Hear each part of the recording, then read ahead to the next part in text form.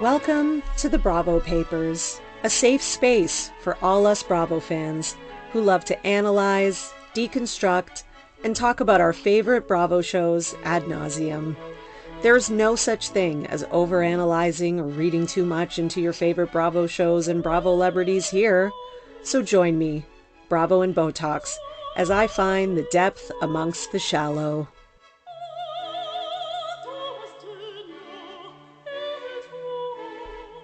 Hello and welcome back to the Bravo Papers Bravo Breaking News. I'm so glad you're back. I hope you liked the first episode. You know, this was something I wanted to try, something a little different. And I'm trying to expand the pod, get more listeners, get more followers, all that kind of good stuff. So thank you all. I cannot thank you all enough who are already here, listening, supporting, sending me the feedback, sending me all the love on Instagram, email, all that jazz. It just means the world to me, really. And I know everyone says that, like, oh, it means the world to me. No, it really means the world to me. Like, it is great. You know, I'm a working mom. I don't talk about my personal stuff a lot. I like to keep my momming life and my job life separate. But, you know, this is like something I can do for myself, something I can do for me, something that, you know, I'm interested in, that I like to think I'm good at. You know, I don't want to toot my own horn, but people say I'm good at it. So I like to think that. And it's like that little boost that we all need. You know, you get to a point in life where you want to be challenged, right? And you know, podcasting has really been this whole new world. It's been challenging. It's been intimidating. And that's kind of good. You know, it's kind of good at this point for me personally, and maybe you can relate to this listening. It's good to have something new to really test yourself out, right? To really go up, learn something new, and, you know, do stuff you never thought you could do before. So if there's something that you are thinking of right now that you've been wanting to do and try, I know this has nothing to do with Bravo, by the way, you should do it. That's my advice to you, because so far I'm having a great time and everyone has been amazing. So you probably have already done this because you are the best, but all of you haven't because you are still the best but just haven't done it yet. Please rate, review, and subscribe. You know, I don't need you to send me money or anything like that. I need you to send me all the likes and the ratings and the reviews, right? That's the currency I'm looking for.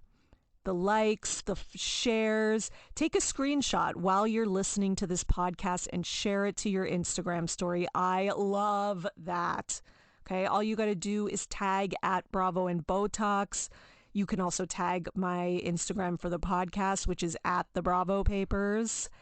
Put it on your story. I will reshare it on my story. I will give it the little heart and send you all the love, okay? All the love in the world, because I love it. And that reminds me, if you haven't followed the Bravo Papers, my new podcast Instagram account, please follow, because that's where I'm going to put a lot of the accompanying, you know, pictures, tweets, clips, videos that go with the news that I bring each week and with my deep dive Bravo Papers. So you don't want to miss out on any of that, because sometimes seeing the visual is very important, right? When I posted the visuals for my Who is Raquel Leviss deep dive episode 1, people, you know, that was one of my most popular posts that wasn't a Twitter roundup, because people wanted to see those pictures of what I was talking about with the hair and anyways, so definitely check it out. You know, there's going to be updates on there as well. If I have announcements about when new episodes are coming, etc., all of that will be there. All right, so let's get right into it, because honestly, we've got a lot of Bravo news to cover for this week. So it's Monday morning. It's Monday, June the 5th, and you are tackling a new week. We always dread it, right? The Mondays. But you know what? This is going to get you started right, because instead of thinking about all the shit you got to do this week, I want you to just think about other people's problems. So let's start with Kim Zolciak Biermann, soon to be just Kim Zolciak. So a new development in the divorce, and my Lord, I feel like I'm going to be talking about this divorce every week because something keeps coming out. So here is an update. So by the way, important to note, this story I'm about to tell you, this happened prior to the divorce filing. Okay. So this happened before either person filed for divorce. Okay. So the Atlanta police were called to Kim and Kroy's home, and the police report is dated May the 4th. And the police report shows, which was obtained by Page 6, and the police report shows that they were called to the home for a domestic dispute, which we're not surprised in this situation. Kim told the police when they got there that he had, and this is so Kim Zolciak, by the way, that he had locked her designer purses, jewelry, and passport in a safe and hid the key. Okay. So that's a little frightening. And I don't necessarily mean that's frightening on his part. I just mean, like, this has gotten serious. So does that mean she was gonna take jewelry, take the purses, fly somewhere? Like, what does that mean?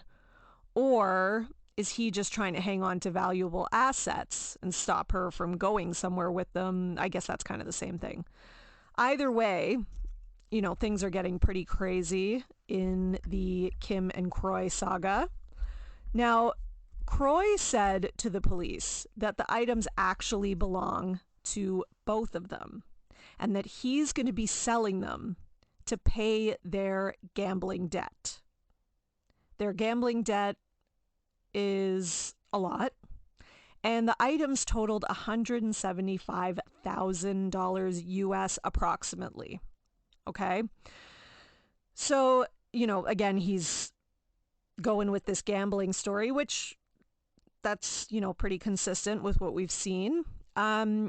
He also told the police at the time that they were probably going to be filing for divorce.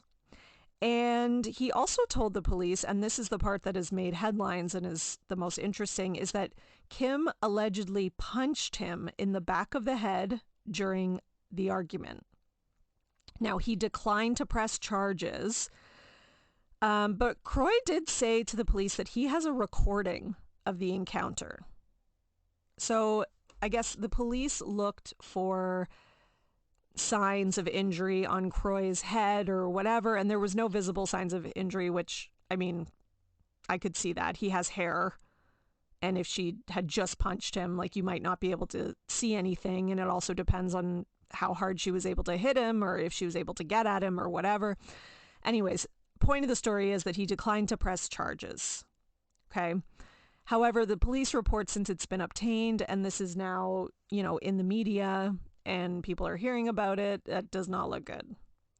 So as the story unfolds more and more, it really does seem like the gambling is sort of the crux of all these issues, right? I am sure that there were other issues in the relationship, obviously, but it does seem like, the gambling and the fact that the money maybe dried up is probably a big part of it. Okay. So let's move on to Real Housewives of Beverly Hills news. Just give me one sec. Sorry about that. I had to adjust my chair. It was all messed up, hurting my back. You know how it is. Okay. So, Erika Jayne. There's often something with Erika Jayne, isn't there? So, Erika Jayne was photographed with a supposed date with a lawyer named, I think it's James Wilkes, or it could be Wilkes or Wilkies. Sorry, I think it's Wilkes, who is 72 years old. Who's actually a friend of Erika's ex, Tom Girardi. Okay, now there's an Instagram pic of them together, not that she posted, but that was taken by news outlets, and now it's floating around Instagram. I am going to have it posted on the accompanying Instagram post on at the Bravo Papers Instagram, and I'll put it on at Bravo and Botox as well, so you can see it. I mean, he looks much, much older, which obviously he is. He's 72. Now, the reason that this is kind of like, wow, is because, number one, because he was a friend of her ex, Tom Girardi, like a good friend. Secondly, he's much older and he's a lawyer. So people are like, oh, well, Erika's got a type, right? And thirdly, he was recently arrested. So I guess that also kind of fits under the type. Anyways, he was arrested for firing shots in an argument at his home after the woman he was arguing with allegedly hit him. Okay. So I don't know what came of that, but there was the story, Tampa lawyer arrested after firing shots in home during argument, records show.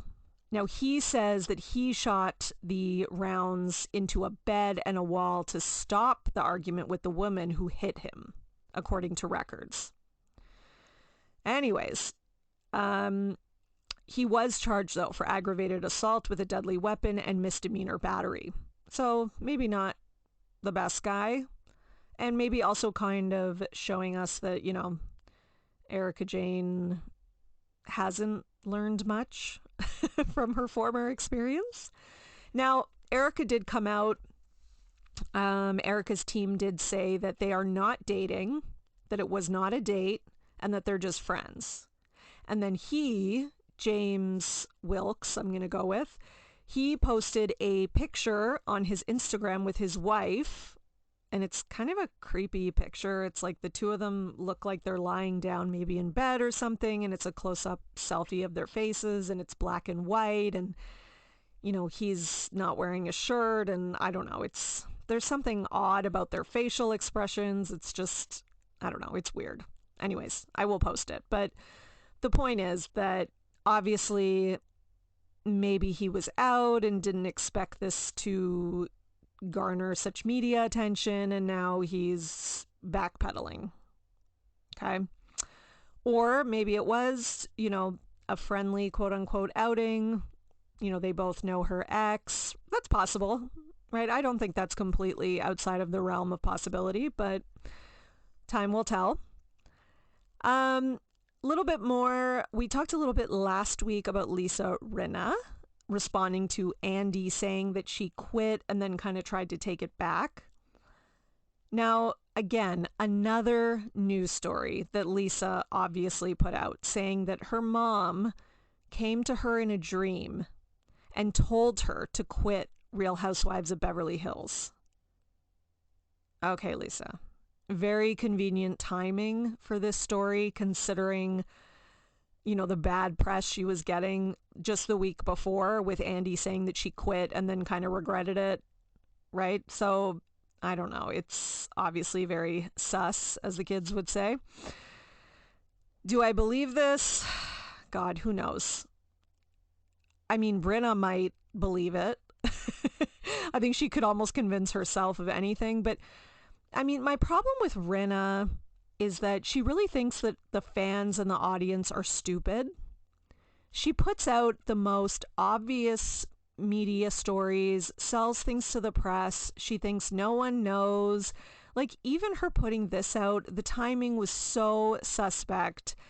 And, if she put it out, she must have believed people would fall for it. So, anyways, that's one thing that's always driven me crazy about her. You'll have to excuse me. I'm going to have to stop and just, take like a sip of my tea here. I'm recovering from the flu and it was mostly stomach, but I'm still like, so if my voice is a little off and, I'm not as with it as I usually am, it's because I'm not. I'm still recovering. But I wanted to do the news because I don't want to miss a week and I am feeling better enough. So thank you, by the way, to everyone who sent me messages on Instagram, because I did post I was behind with my VPR Twitter roundups, and a lot of people sent really nice get well soon messages, and that was really kind. All right, one more thing in relation to Beverly Hills. Brandi Glanville has announced that she will be starting an OnlyFans account. Okay, so on Saturday, she posted a picture of herself in just a towel, holding a glass of wine. And, oh, sorry, did I say Instagram? I meant Twitter. Although I think she posted it on Instagram as well. And then the caption says, "Let's play," with a little devil emoji. So, and then it had a link to her OnlyFans. Now, the only reason that I even mention this, besides the fact that, I mean, it's interesting, the timing, because a couple days ago, I think it was the same, not even a couple days ago, a few days ago, the same night as the VPR Reunion Part 2 aired, she started going on this Twitter tangent about the hypocrisy and, Scheana slept with her ex-husband and she's friends with girls who had an affair with her ex and on, like, this whole thing, which she already did that.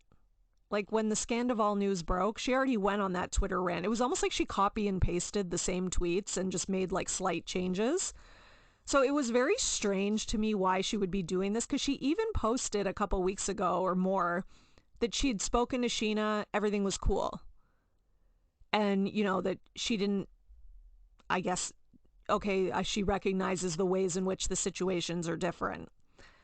But then now she goes back and it's like she has amnesia. Like, she doesn't even remember anything that she said. She's literally posting the same thing about it being hypocritical and blah, blah, blah. And it's like, and I was so confused by it. I'm like, why is she doing this? And then 2 days later, OnlyFans announcement. So that's why.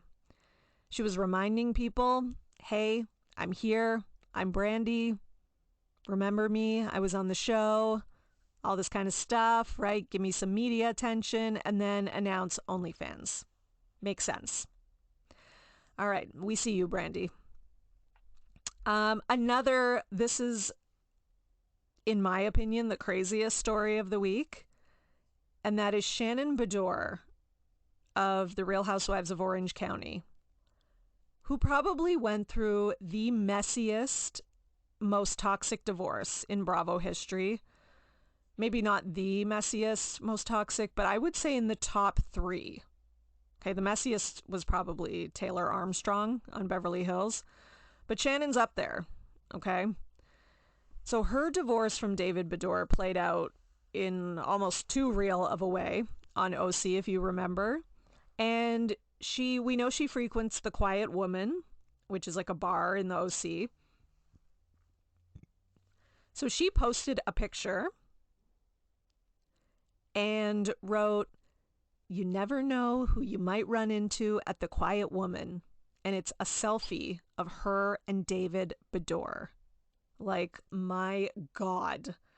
These two cannot speak. They've not been able to interact or co-parent or anything. I mean, their kids are older, so that's one benefit, I guess. But it's crazy. For them to have a selfie together is nuts. Like, these two hated each other like two people I've never seen before, especially David towards her.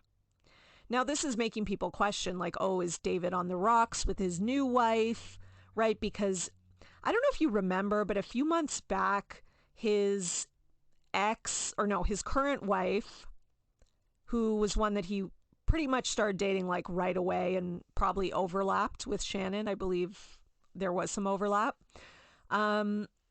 She posted that, they're filing for divorce or something like that. And word was that they were filing for divorce. And then literally a few days later, they were like, no, we're together and we're happy. And they posted a selfie together. So everyone was confused. So now people are like, oh, okay.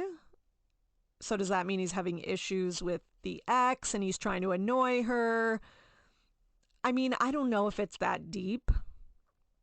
I think maybe he just ran into Shannon and it's been so many years and so long. He's remarried. He has a kid with the new wife. Shannon has been in more than one relationship maybe only the one, but Shannon's been in a serious relationship and has been through another breakup. And I think Shannon might even have a new guy. I need to double check. But either way, a lot has happened. Maybe they've just kind of, they saw each other and they were like, screw it. Like, water under the bridge. Is that possible? I really don't know.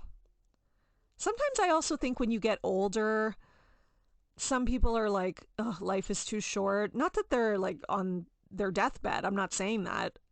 But, sometimes after years have passed and you've been through a lot, you just you can move on easier. It's funny because, Tamra commented, Vicky commented, and they're like, oh my God, right? But the funniest one is that one of Shannon's daughters commented and wrote jump scare, which that is hilarious to me.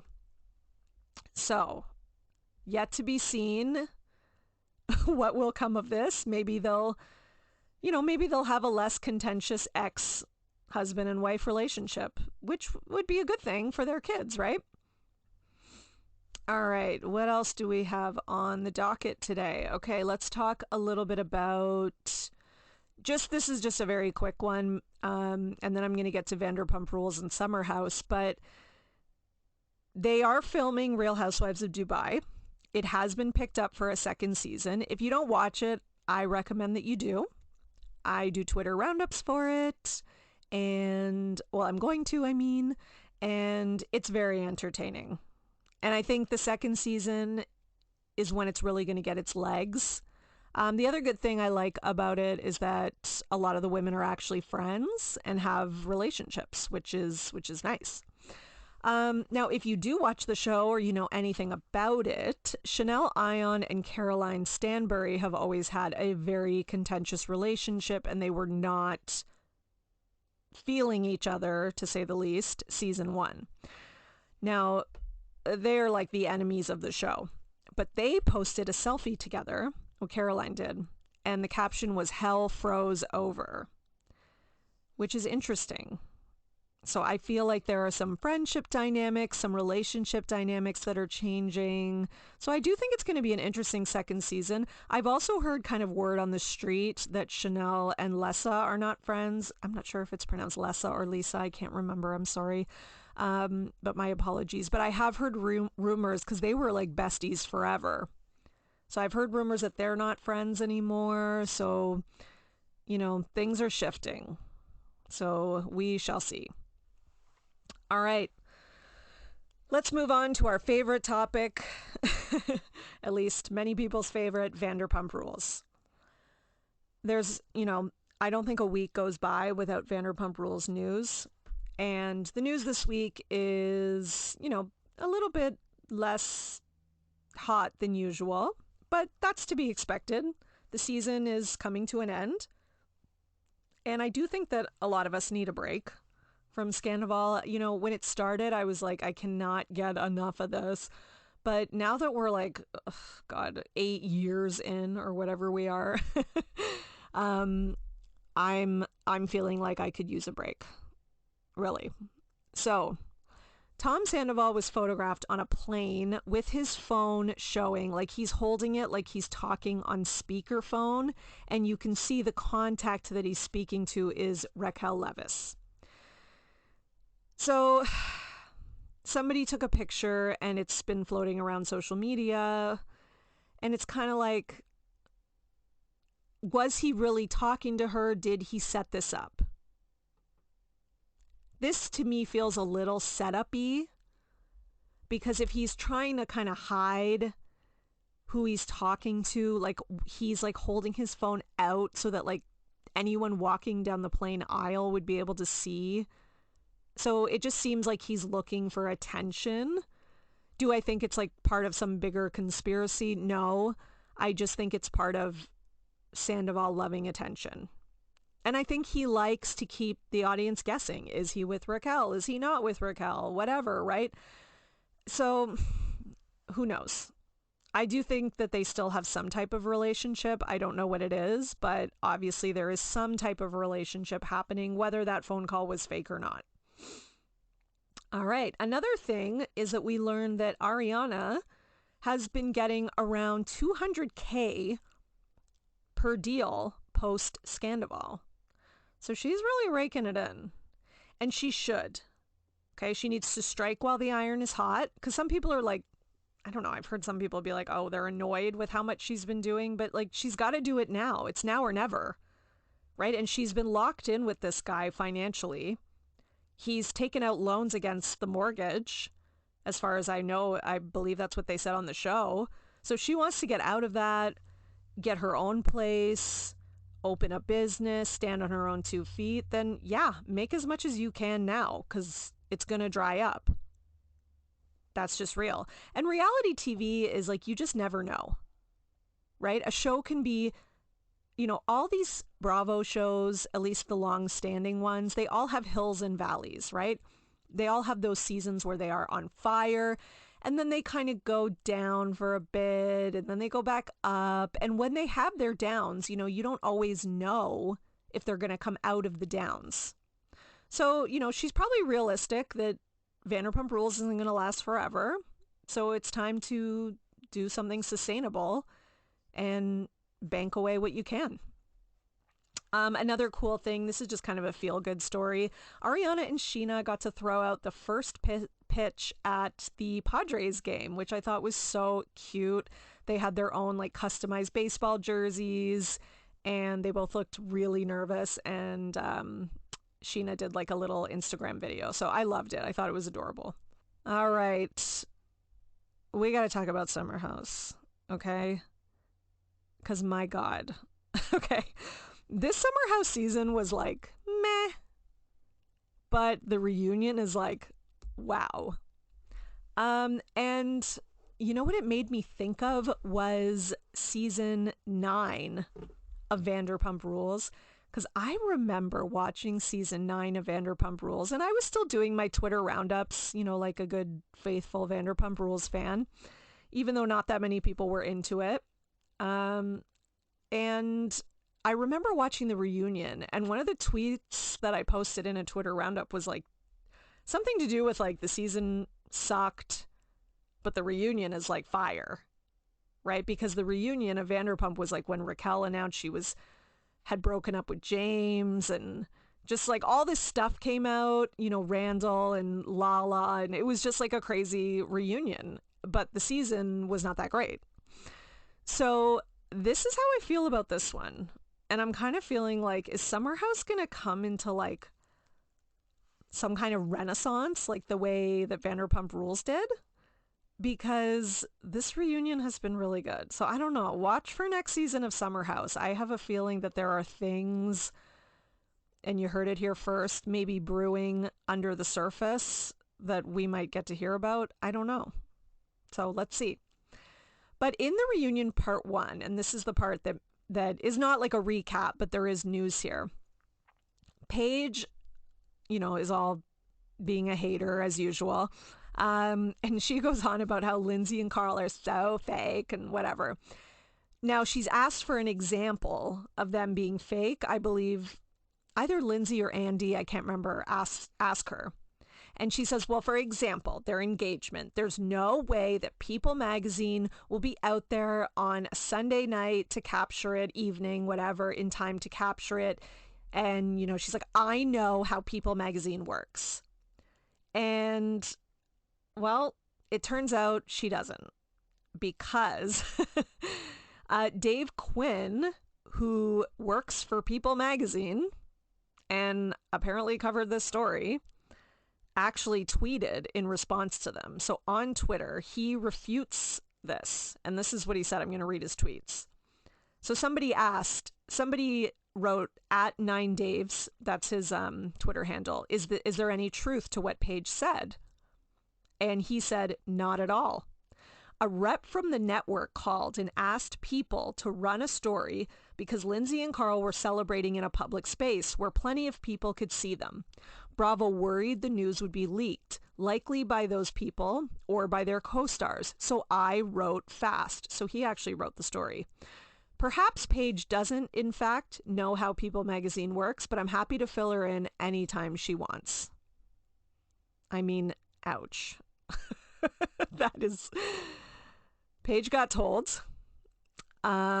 So she has not responded, as far as I know, to this. But, Andy was kind of like, so them like having a picture and People, like, how does that make them a fake couple? right? So Andy was kind of even questioning that, even on the spot. So, Dave Quinn just kind of confirmed that. So that's one loss for Paige there. Now, she kind of had another loss too, because she also claimed that Lindsay is the one who leaked the quote-unquote fake story about Craig getting kicked out of Kyle and Amanda's wedding, which she denies, obviously. So Paige says that didn't even happen, which I do not believe for 1 second. First of all, I was questioning this while I was watching the reunion because I'm thinking, well, there's a ton of people there. Carl and Lindsay had left, so they didn't even see it, but they admit that they heard about it. And they even say, everyone heard about it. Like, somebody told me, I told them, and so on, right? So a lot of people heard about it. On top of that, I remember when the wedding happened and when that story leaked, like, it was flying all over the place. It started with Bravo historian, at Bravo historian, Sam, and she's the one who actually wrote the article about Craig getting kicked out. Now, she actually posted, and the article was, Craig Conover was kicked out of Amanda and Kyle's wedding, sources claim. I mean, there were so many people at this wedding. I don't know. It's not adding up. And so she posted that on her story, and she, Bravo historian, said, being that I'm the person that wrote this, I have so much to say. Now, that being said, she has never followed up on this, which is, we wish that she would. But anyway, she hasn't followed up on it, but it seems to be implying that, it's not Lindsay and Carl, or at least that she maybe heard this from other sources besides them, because it does say sources claim, so that implies that there's multiple. So it's weird that Paige would make that claim when we know that Bravo historian wrote that. However, unless she just meant that Lindsay is the source, but I don't know. I doubt it. Okay, so that's a couple things about Summer House.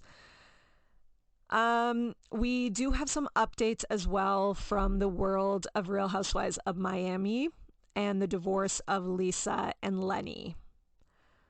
Reports are that there was a little sort of domestic incident between the two of them. And basically a story was put out, and this is Lenny's version, and then I'm going to tell Lisa's version. And for the record, I believe Lisa. But Lenny says that Lisa ran out of their combined bathroom and surprised him with a verbal tirade, pushed him, and then followed him while yelling. That's Lenny's story. Lisa says that he entered her bedroom without consent. She wasn't done getting dressed, so she was changing. He refused to leave and was calling her names and taunting her in front of the children.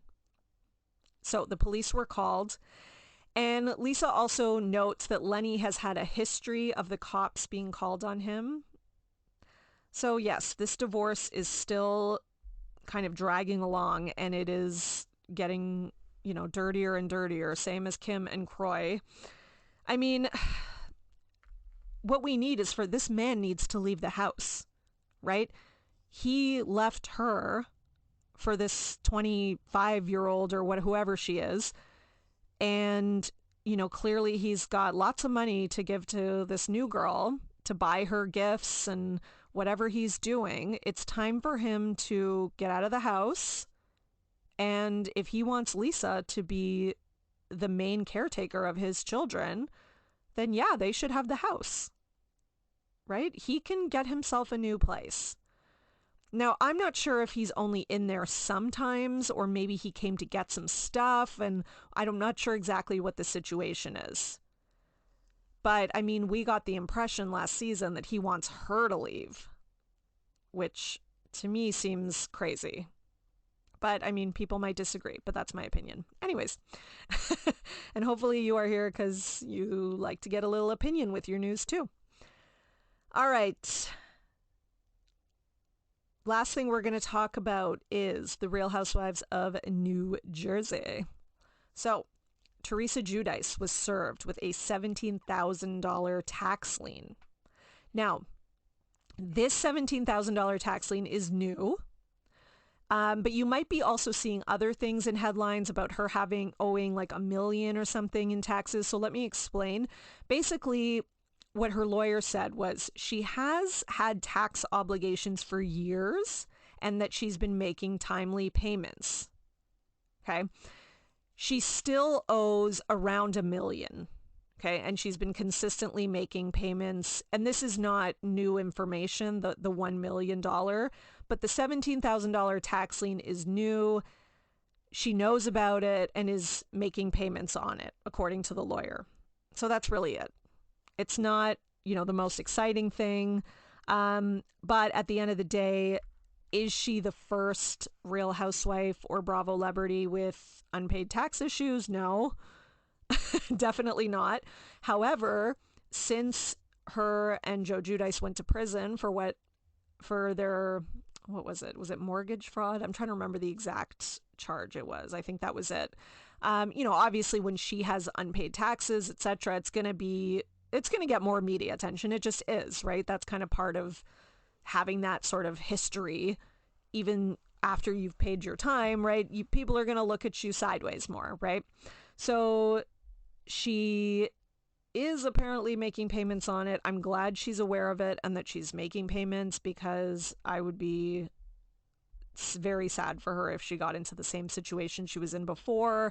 And I think a lot of people worry about that. Even people who don't like her say they don't trust Louis. And I think a lot of it comes from her past, right? Like, we worry, she did go through a lot. She missed time with her mom who passed away. She missed time with her daughters as a mom. Like, I always felt sad about that. But now that I have a daughter, like my daughter's 6 years old, and like now that I have one, I just am like, it makes me sick to my stomach to even think about having to have been away from her for like a year or 15 months or whatever. Like, I'd be devastated. So I think people worry about that, and I don't think people see Teresa as being like the most savvy financial housewife, obviously. So, hopefully she has the right people guiding her, and that she, does what the government says, make your payments. So Teresa, we're rooting for you so that you do the right thing and you keep making those payments, girl. All right. Oh, yes. One last thing I wanted to mention before we wrap up today is that I don't usually cover Below Deck stuff because I don't really watch it, but my husband loves it and he watches like every Below Deck that there is. So I do kind of keep up just with the news because, to be honest, I'll just update him. But Captain Lee has not been invited back for season 11 of Below Deck. He confirmed this on Twitter. Okay, so he actually said, and his tweet says, "I wasn't invited back, which doesn't mean I'm done. It means I wasn't asked to be on season 11. Okay.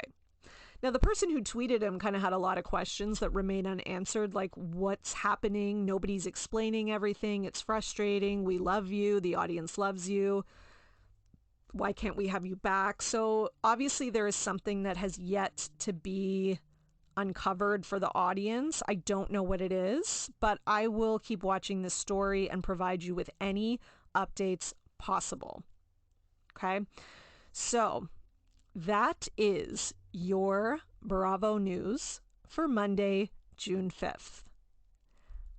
I hope you enjoyed listening, and I hope you feel like you are up to date on everything Bravo. So please join me next week, next Monday. I will be back Monday, June 12th with even more Bravo news, because you know that there is news every single week. Okay? But for now, you are in the know for everything when it comes to Bravo. See you next time. Thanks for listening, everyone. If you enjoyed today's episode, please rate, review, subscribe, and share with a friend or 100 friends, whatever you want. You can follow me on Instagram at The Bravo Papers, or for my Twitter roundups, follow at Bravo and Botox. If you'd like to support me, please go to buymeacoffee.com/Bravo and Botox for some much needed caffeine support. And until next time, keep overanalyzing Bravo.